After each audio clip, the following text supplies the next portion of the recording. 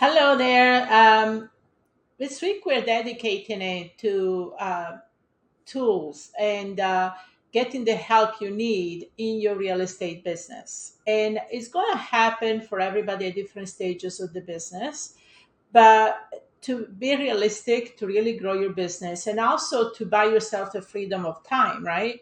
You have to at some point delegate the business. But there are some things you should and be able to do from the beginning that are actually crucial and critical to you really getting going. Now, I also want to say that when I coach our students to get into the business, especially being new investors, I want them to really get going without worrying too much about a lot of the moving parts as far as the marketing and so forth. I think a lot of coaches make this really complicated more than it should be, instead of giving people some what we call quick wins for you to really show how this business is developing and creating traction right away. So I think that's really, really important more than anything, to be able to create traction in the business. Okay. So the quick wins is you don't need any VAs, you don't need any marketing, you don't need any all this help. You can do it yourself. And that's why it's important to do it. And that's the first step I get to our students so they can close deals in the first 4 weeks. Now, there are some people that, or some help that you will need in the beginning that I recommend. One of them is you need to know a title company you work with to work with, or an attorney if you're an attorney closing states, or actually both, because even on attorney closing states, you really don't want to hire an attorney until you have a solid deal that you're ready to close. So in the beginning, you might put your contract in escrow with the title company, and then as you get closer to closing, that's when you hire an attorney. So a lot of the mistakes I see investors do, they hire an attorney from the beginning, pay all this money, and then don't close on the deal. So don't do that. But you want to work with a title company that understands investors. So if you're wholesaling and you're doing double closing, or you're doing assignment, if you're buying holding, if you fix and flip and you need escrow for construction and so forth, you need to work with a title company that can help you and serve you in that. And also, you need only one title company per state. So meaning if you live in Fort Lauderdale and you close deals all over Florida, you don't need a title company in all the different locations in Florida. You can have your title company in Tampa and you can close anywhere in Florida. So that's very good to know, because a lot of times is, especially nowadays, you can do mobile closing. Literally, you don't even have a notary coming to your house. You can do it via Zoom with the title company. So to work with title companies like that is very important. How do you find this title company? How do you find these attorneys that you can work with? Well, the best thing is word of mouth, honestly. So if you go to your real estate investors meeting, join Facebook group, LinkedIn group, post on Facebook group saying that you're looking for any referrals on attorneys, that's the best thing to find them, honestly.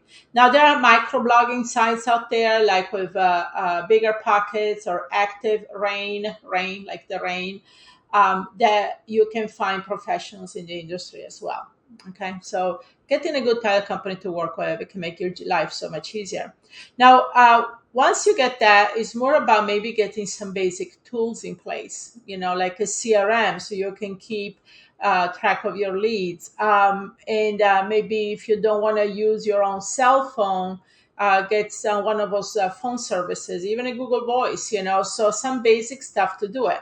But literally, you can just have a phone and a computer and you can do business. I've worked with people that couldn't even afford a computer and they just went to the library and used their computer. Okay, so that's the thing. Once you close your first deal, then you can buy your own computer.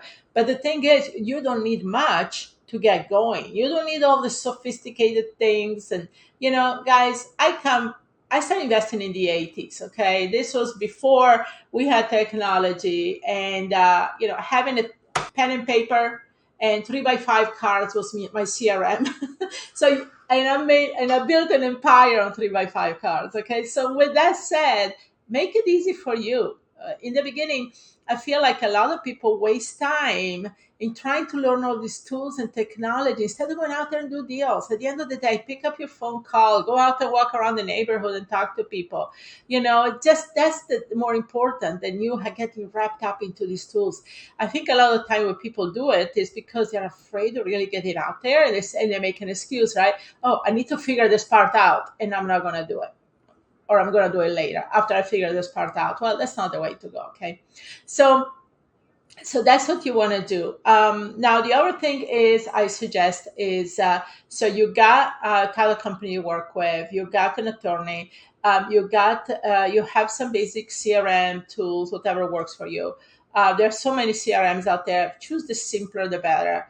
As you start building your business, and you want to get into more of a customized CRM. Like personally, we use Podio. You can customizing with calling apps, texting apps, direct marketing, contracts like DocHub, Dotloop. So you can do a lot of things with something with Podio. But have somebody build it out. We didn't build it out ourselves. But in the beginning, easy. One I like is Realty Juggler, and it's only maybe $150 $200 a year, if that, and they give you like 90 days free trial. So Realty Juggler is a good one to start with. Make it easy.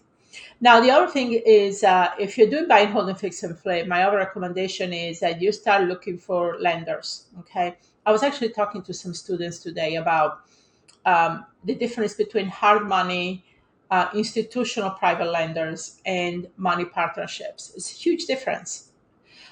If you're new, you've never done any deals, and unless you know people that have the money, it's probably going to be hard for you to go out there and get the people to partner and give you money, right? Because people don't know you. You have nothing to show for.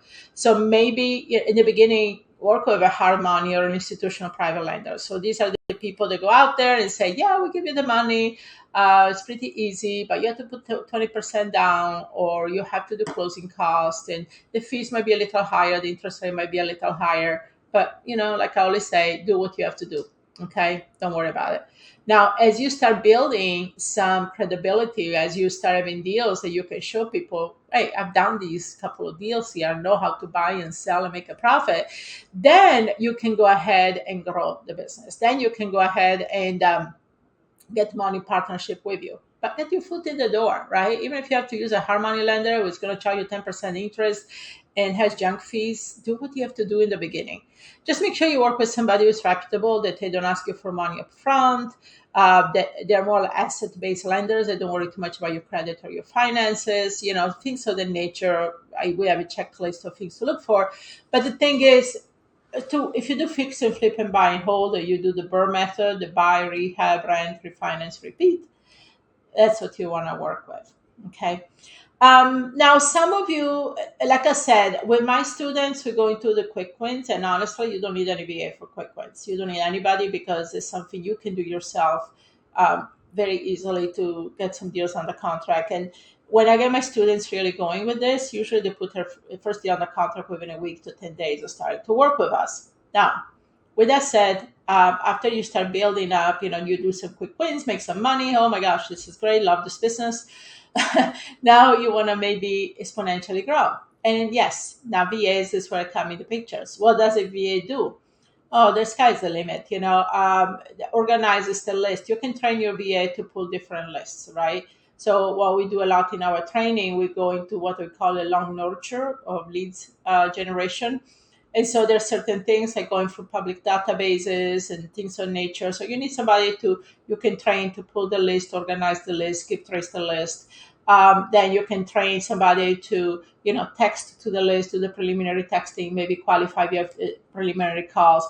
So all this stuff can be delegated out, and it should, because honestly, it's not worth your time. Okay.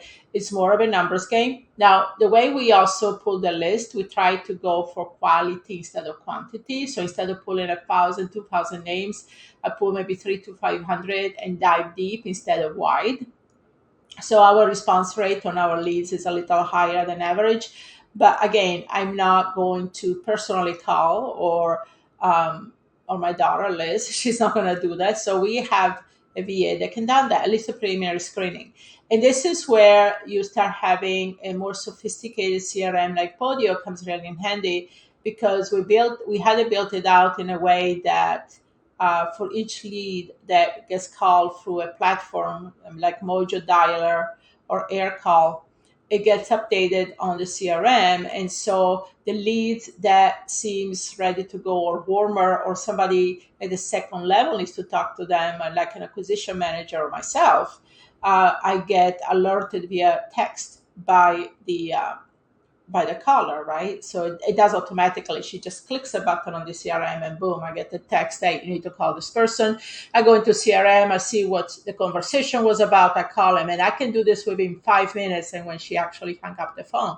So to have that sophisticated process, but have a VA do the heavy lifting. You don't have to go through all these calls and text and get the rejections and get insulted and like that. And you can do so many cool things. Like you can text, you can call, and you can send out, and it trickles down through this platform until it goes into direct marketing and they get a message at the end via postcard or letter. All that can be automated so that you get alerted only when you have a seller who is really willing to top shop, right? So, but that's kind of the basic stuff I want to share with you. And so, like I said, just do this in the beginning. And then as your business develop, there are other things I could talk about, but this is what you need to get started. And you see, make it simple, make it fun, make it easy, and customize it to where you want to be. And soon enough, we're going to talk second level, but not right now. I don't want to overwhelm you. Okay? Take care.